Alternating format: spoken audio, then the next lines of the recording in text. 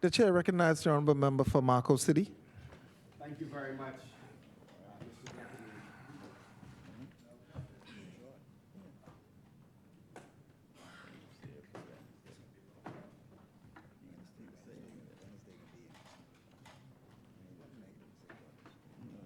Mr. Deputy, I'd like to thank Almighty God for this opportunity to be able to present on the bills that are before us.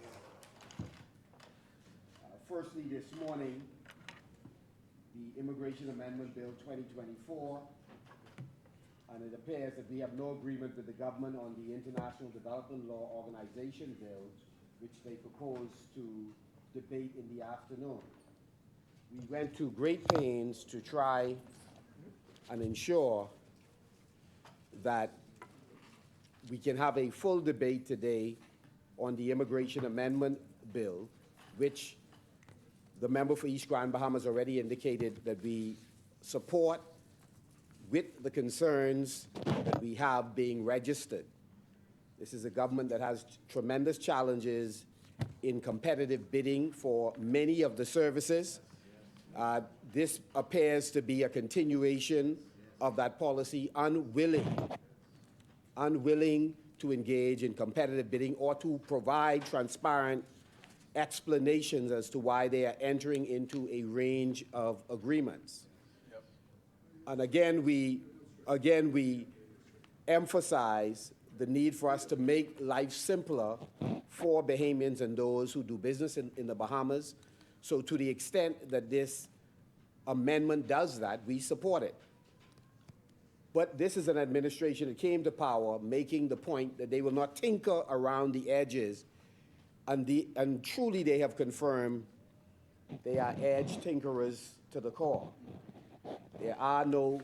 Very seldom, they are prepared, to borrow a term from a colleague of ours, to go long, to try to truly engage at every turn in transformational initiatives that can improve the plight of Bahamians. This amendment bill, Mr. Deputy, is more meaningful when we have true enforcement and follow-up and the required amount of personnel to execute the work that the government is forecasting. You can write anything on paper. If there's no follow-through, if systems are compromised, if there are gatekeepers who are compromised, then this counts for nothing. And so it is impossible to discuss this immigration amendment bill without also discussing this government's track record on immigration. They will be found woefully lacking just to examine this term. We're not talking about previous term, just this term. Here's an administration that has on the record in this House of Assembly not less than 30 questions related to immigration that are crucial questions that they refuse to address. So when they talk about an immigration amendment, we want to know where are the immigration answers to the pertinent questions that have been raised. The member for Kalani referenced the issue involving Haiti. We've said before that the government has an obligation to come to the House of Assembly and give a transparent explanation of its plan of action for Haiti. We have had from the member for Fox Hill very brief references to it, which we have appreciated. In my capacity as leader, I've reached out, received information, and shared with colleagues. We've written the eminent person, the former Prime Minister Christie, because this team wished to have a briefing with him to fully understand matters that have not yet been explained to us. And he has given the assurance that he will, in fact, make that happen, and we are grateful. We once again raised a question with the Minister of Foreign Affairs on a regular basis to brief members of the opposition. We are particularly interested in having a discussion with the government and being helpful where we can.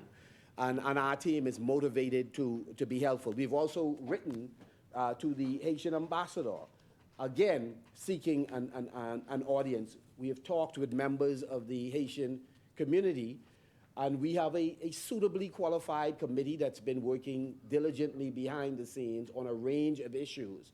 And that committee includes at least 2 former ministers of foreign affairs who have been actively involved in providing us with guidance.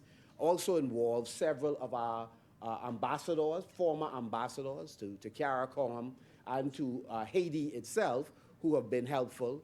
We also have had a former cabinet minister who was once posted in Haiti, who also, again, have informed the work of that committee.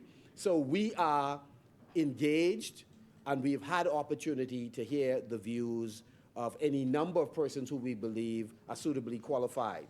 Any deficiency in our public contribution could only be related to any shortage of information we have. And so we're doing everything possible to engage the government in a responsible way, and we once again repeat a call for engagement by the government on an ongoing basis on a matter that is of common interest to all of us.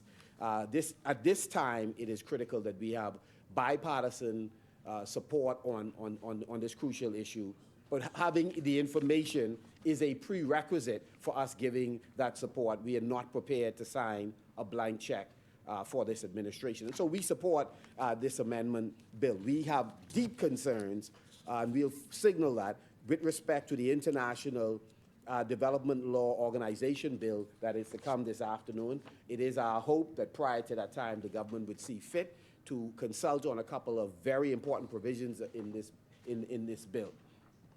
Mr. Deputy, we called for the establishment of a select committee on immigration precisely because we believe that the challenges are so critical as it relates to immigration in the Commonwealth of the Bahamas that we need more than the government officials who are in place on all sides, and more than the present systems that they are using or mechanisms they are using to address the array of issues that affect us in the Bahamas, whether that is dealing with unregulated development, or in some cases people refer to it as shanty towns, or whether that's related to the fact that many persons who overstay and are still in the Bahamas come through the airport, and we do not seem to have a manner in which we track them carefully, interdict them, send messages to them about our awareness that their time has elapsed. Whether it's related to the challenges we're having with border control, despite the wonderful yeoman's job that's being done by our Defense Force officers. All of these matters and more require greater participation of members from civil society, members of the private sector, members of ministries, who a select committee would have the authority to call for, to give testimony, to bring papers, for us to meet in different locations. All we were saying to this government is that it is important to enlist as many persons locally and internationally to help us manage a problem that we are not managing as effectively as we ought to, and that this public has lost confidence in our ability to do it effectively, hence the frustration and vitriol that you often hear from members of the public. The government had a simple decision it could make, which is to say, we support a select committee. They were going to be in charge. But they rebuffed the opposition, dismissed the select committee out of hand. And in a short time thereafter, Mr. Deputy, all hell break loose because we had several instances that showed that the government was out of its depth in terms of managing the issue, which brings me to those issues that emerged after we had this conversation with this administration. And so we did call for the establishment of the select committee, and we did so on the 20th, Mr. Deputy, the 20th of February, 2023. We called for an establishment of a select committee. Subsequent to that, Mr. Deputy, a number of things have happened that we are deeply, deeply concerned about. One of the things that have happened, Mr. Deputy, is we had the retirement of a distinguished public servant who led the Department of Immigration. The government then brought back a person, a Bahamian, talented Bahamian, but who had retired. One of the problems we have in the country, Mr. Deputy, and particularly with the Progressive Liberal Party, is their penchant for returning in a line position many senior persons who have already retired. We believe that a number of persons who have retired can be useful to our development as a country, can advance the work in the respective ministries they may have been in. But for the government to continue to do so by putting them in the same positions that they would have held when they are suitably qualified persons who have the ability to move up and carry out the mission of the country in general, the administration of the day in particular, we are concerned of this practice by the government. In immigration in particular, the time has come for us to look at whether or not we are able to put the position of the Director of Immigration in a similar vein as commissioners of police, because it appears that when a certain administration is not pleased with your pronouncements, with your statements, with your compliance with the law and calling them to be accountable to the law, they can put such pressure on you that you're either placed on administrative leave, which has been done during this term by this administration, or persons retire under circumstances that we are concerned about. We saw a director of immigration be savaged in social media simply because they have spoken about what we believe is in the best interest of the immigration ministry and by extension Bahamians, where they cautioned a minister on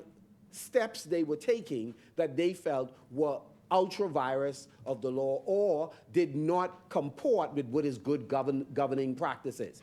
We have a deputy from the, again, Department of Immigration, who was unceremoniously placed on administrative leave, and if my information is correct, remains on immigration on leave. Now, these are very thorny issues, but there may be reasonable explanations that the government can give about these issues. The problem is, this is not an administration given to answering questions frankly, candidly, consistently, whether it's by the media, whether it's by civil society, whether it's by watchdog agencies who are concerned about good governance, and then most especially not prepared to answer the opposition. And so we are very much concerned, or answer, most importantly, the Bahamian people. And so we are concerned that this administration continues to use government ministries in a manner that we really have not seen in recent memory. For example, I referred to in a press statement, and I again would just mention the date again. You would now see where politicians are writing press releases for government ministries and releasing it on ministry letterhead in language that public servants do not speak in. And so clearly, it are statements, political statements being made by government officials who don't have the courage of their conviction to come in the House of Assembly and state on the record what they wish to hide behind press releases. And I refer to one press release, July 26, 2023, that addresses, it is a press statement from the Ministry of Labor and Immigration on the detailed clarification on questions raised by the Leader of Opposition on immigration. And again, I'd be happy to table this particular response. Truly not written in any language that we are accustomed to by public servants. And it appears as if public servants speak out privately or publicly in their capacity, protecting their integrity and the integrity of the government, they are punished. And I found it very interesting that when the Prime Minister commented on this issue, when other ministers commented on this issue, they were less concerned about the revelations that were being given. They were more concerned about how did you get to share this information publicly, or how did you get this information. So they're concerned, you know, like when you're in a relationship, Mr. Deputy, when people are in a relationship, right? and they get caught on a ghost move. Instead of the partner being more concerned about whether the accusation is accurate or not, they will know how you find that out. And that's how this government has behaved. When caught on their relentless ghost moves, they are unprepared to answer whether or not the accusations are accurate. They are more concerned about how did you get this information. And their statements come across as threats to whistleblowers, the very administration that is supposed to protect whistleblowers. But we know they're not serious about whistleblowers because the very Freedom of Information Act that makes provision for this, they will not bring into force. And we are so grateful to the member of Fox Hill who continues to be on their side. He tells what they are thinking behind the scenes and discussing. He is very quick to say, well, you know, we don't have no interest in no Freedom of Information Act. That's not a priority for us. And while we're on it, we're not interested in this procurement act you're talking about. By the way, all two, we're interested in the one you all pass or the one we pass. And I think there's something about getting to that age and that level of comfort where you just speak your mind. And so we encourage the member for Fox Hill to continue to reveal those backroom discussions that you may be having or other discussions because we are... What's that? Huh? No, I agree, and that's why you should not have practiced it with... You should not have practiced... You should... No, I don't have a problem. We have no problem. I think to reach that age is an accomplishment. Well, let me say clearly, the member is saying that ageism is offensive. Let me just say, we think it is an accomplishment. It is a blessing to reach 60, to reach 65, to reach 70, because you come to a point in your life where you are comfortable with who you are and you're prepared to share your views. And so we don't. So The chair recognizes the honourable member for Fox Hill. no, I don't. Comfortable all my life. So not now, not past, not ever. I say whatever I want to say, right? So don't come with this because you reach a particular age. That is offensive. I see. No, but let me say member for Fox Hill. No, let me say Fox Hill. There was no intent to offend you. I just was talking about the level of comfort with which. Objectively, it is offensive. Oh, again. Okay, no problem. That was not the intention. So let me assure you of that. There was no intent to offend. It was only an attempt to say to you, please continue to share what your party believes on these very important subjects, which we find offensive, what you believe. No, I accept that. No problem. Me and you have no disagreement there. But here's what I'm saying, and this is what I want you to be outraged about. I want you to be outraged about the fact that the Procurement Act has been passed by our administration and your administration. And despite the fact that it is the law of the land, you refuse to comply with it. And all I was saying to you is we are grateful that you're prepared to say, well, the reason we're not complying is we just don't share your views on that. Notwithstanding, we all voted for it. That's the only point I was making. So I appreciate that. But let me then, for the few minutes I have remaining, make this point. That one of the concerns that we have is the amount of questions. And so we want to say the amount of questions that on immigration that has not been answered by this administration. I want to go through several of them because this administration continues to try and duck the second Wednesday of every month, where it is important for them to answer questions. One of those questions. The chair recognizes the honourable member for Exuma and Ragged Island. I'll be brief. Firstly, the member for Marco City is imputing improper motives. Secondly, he is clearly just awakened from a sleep. What is the improper motive? In a cabinet where he sat, they answered no questions. In my recollection, they left some 400 questions on the agenda. Yeah. And he was there. In the cabinet. Didn't answer one. He said nothing about it, and they answered none. House was dissolved. Mr. All Deputy. the questions on the answer And now he is suggesting, imputing improper motive, suggesting that we are ducking questions. And we've had question time on more than one occasion. Thank you, honourable member. Mr. Deputy, I thought. Order, members. Sorry, Mr. Mr. Deputy, I'm sorry if I was not clear. I was not suggesting that they were ducking. I firmly believe that they are ducking the second Wednesday of everybody. They are. But what is interesting? What is interesting about this is I dare. Order, members. I dare the member for Exuma and Ragged Island to go back to the records and find any question put to the Ministry of Agriculture or Ministry of Youth while I served as minister that I did not answer. Ask him to go and do it. Ask him to go and do it. So what are you saying? What are you saying? No. What are you saying? Holds no members. water. You are in the chair. Answer the question. What is the point of order? The chair recognizes the honorable member for Exuma and Ragged Island. Firstly, for the Order, record, members.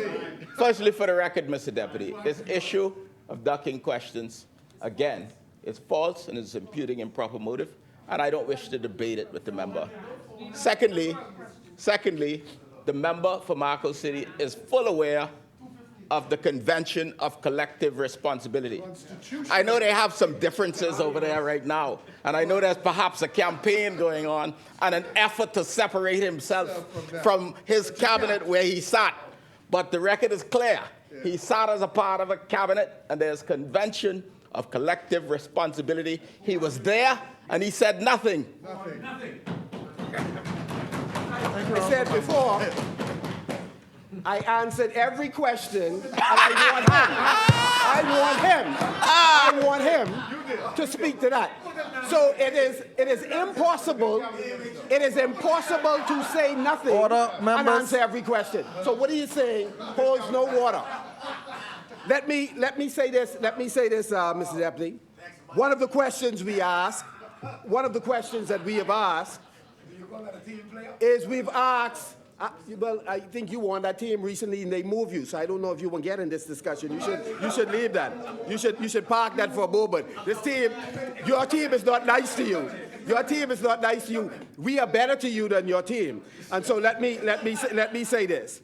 We asked the minister, will the honorable minister provide the number of applications for citizenship that has been approved since the Privy Council's ruling, and how many of those he's able to say were of Haitian or Dominican or Cuban descent? Well, again, we haven't gotten an answer. Let's go on. We also asked, will the minister provide the breakdown of persons who were granted citizenship from September 2021? It's a simple issue.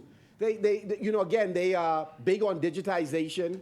They claim this is a click of a button in order to generate how many of these were produced. We understand that there's a variance. There is a discrepancy between what cabinet has approved and what may have been approved by ministers. We just want the answer, because that may not be accurate. But we cannot get an answer in the House of Assembly from a minister on his feet. How many citizenships have you approved or granted since September of 2021?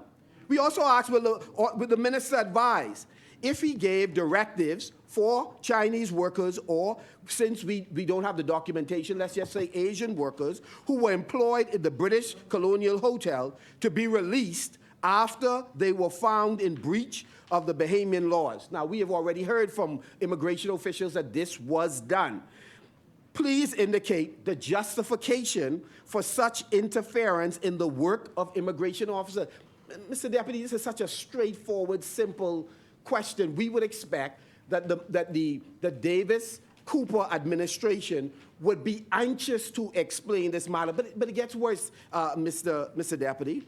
Will the honorable minister advise this House on the steps that the government has taken to stop the ongoing, and this is interesting, illegal structures that are being built? See, it's one thing to selectively decide which units you're going to tear down.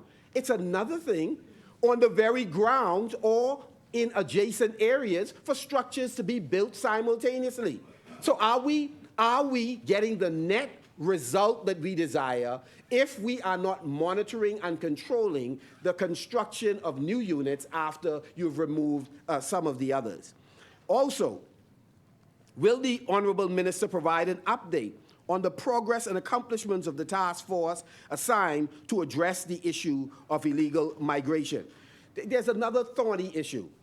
The Minister of Tourism, who we know and believe to be an honourable man, clearly indicated he played no part in anything related to the British colonial Hilton fiasco with illegal workers.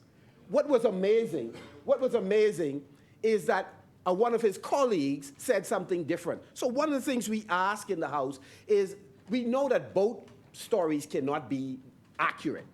So we asked for clarification of the minister who leveled the accusation that he was acting on another's instruction, to please clarify. To date, despite promises, we have not gotten an explanation from the Davis-Cooper administration.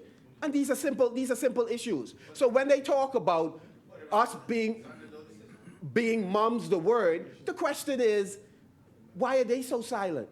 They love points of order. They have an opportunity right now. The member for Exuma, in the absence of the Prime Minister, has an opportunity to rise now and clarify these simple, straightforward questions that are being asked. The other thing is, we asked the Minister, can you please advise the Honourable House on the government's plan to strengthen surveillance units and improve the monitoring and tracking and interception of migrants who enter the Bahamas with or without visas? Can we find out where they are, what period they were supposed to depart, and where record shows that they haven't, we are in a position to address that particular issue.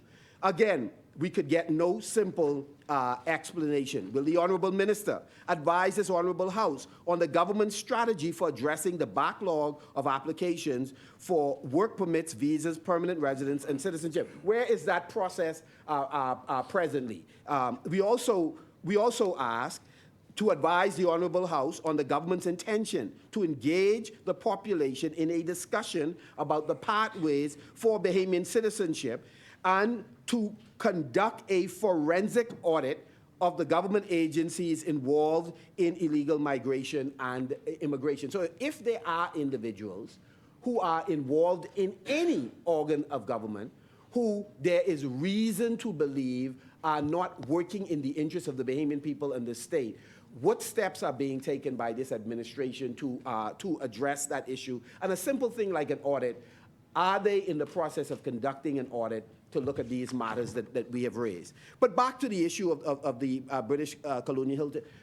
Mr.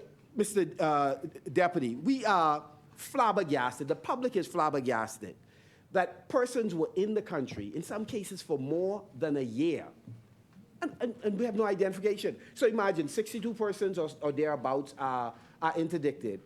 3 persons have any form of ID. All others who did not have form of IDs were released.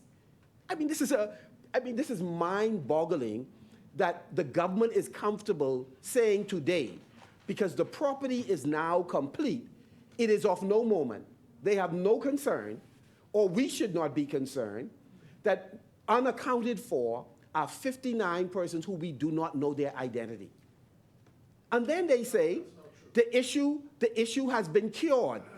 If the issue has been cured, you didn't have any identity at the time the immigration officers released the persons. At what point did you find the identification?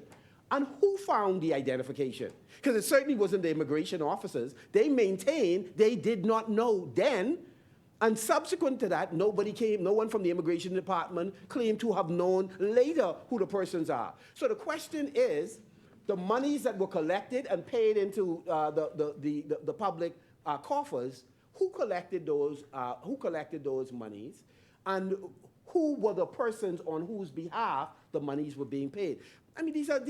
This could be simple thing that we could tick the box on and move on. All we need, the public need, is just a cogent explanation. How was it not possible to go and find identification for persons who were already in custody. And so these are matters that the government must know are very, very serious issues, Mr. Deputy. Again, as I am about to conclude and indicate my support for the amendment, let me just continue. Let me continue. This is not the only incident. We have had significant concerns, Mr. Deputy, where you have public servants who have indicated that they have concerns that citizenship being given was not supported by, or they saw no record of it being supported by cabinet, and cautioned officials in the Ministry of Ministry with responsibility for immigration. The question is, we just want the government to explain, were the claims of the immigration officers accurate, that they did not have the record to show the cabinet conclusion supporting the granting of citizenship? Can we have a minister indicate that they have found such records? Those records have been turned over to the officials in immigration. More importantly, can they convince the public that in all cases they have followed the law when dealing with something so sacred as citizenship? And so, as I close, Mr. Deputy, we implore the government to be committed to transparency. And a part of transparency is being able to follow through when they promise to give explanations, to come to the House of Assembly and do so, but not to hide behind press releases that have been prepared by politicians, it appears, and then furnished to public servant to put on a letterhead. We want this government to just be open with the public. We support openness in government. That's one of the things that will distinguish my administration from this administration. Their failure to be open, to be transparent, to be accountable to the Bahamian people. And having said that, Mr. Deputy, Marco City joins our colleagues in supporting the amendment, and we ask this government to withhold the amendment for the bill for this afternoon, to take additional advice and counsel on it, and we would be more than happy at a later date to debate that particular bill. Marco City rests. Thank you, Honourable Member. As many? The chair recognizes the Honourable Member for Fox Hill.